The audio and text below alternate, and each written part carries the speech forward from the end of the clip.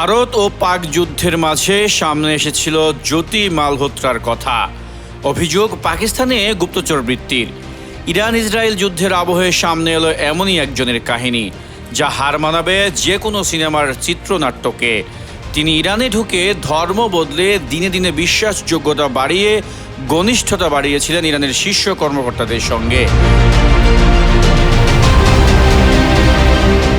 তারপর সর্বনাশ করেছেন ইরানের চিনুনতাকে ক্যাথেরিন পেরেজ শাকদাম। ফ্রান্সের বাসিন্দা, উচ্চশিক্ষিত, বুদ্ধিমতী, সাহসী। ইসরায়েলের গোয়েন্দা সংস্থা মোসাদের একজন মহিলা গুপ্তচর তিনি। সর্বভারতীয় সংবাদ মাধ্যমের প্রতিবেদনের তথ্য তেমনটাই বলছে। তথ্য, দীর্ঘ পরিকল্পনার পর বছর 2 আগে গোপনে ইরানে প্রবেশ করেছিলেন তিনি।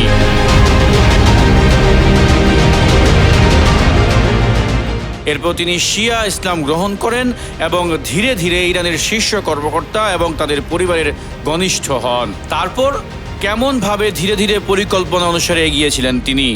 ওই প্রতিবেদনের তথ্য, প্রথমে ক্যাথরিন দাবি করেছিলেন যে তিনি কেবল ইসলাম সম্পর্কে কৌতূহলী ছিলেন। তিনি শিয়া ইসলাম ধর্ম গ্রহণ করেন এবং ইরানের সরকারি কর্মকর্তাদের স্ত্রীদের সঙ্গে দেখা এবং কথা বলতে শুরু করেন। সময়ের সঙ্গে সঙ্গে তিনি তাদের বিশ্বাস অর্জন করেন এবং তাদের বাড়িতে নিয়মিত অতিথি হয়ে ওঠেন। দিনে দিনে নানা জায়গায় ঢুকে পড়েন তিনি, ছবি তুলেন এবং সংগ্রহ করেন নানা গোপন তথ্য। একে আজাদ, নিউজ 21 ইন্টারন্যাশনাল ডেস্ক।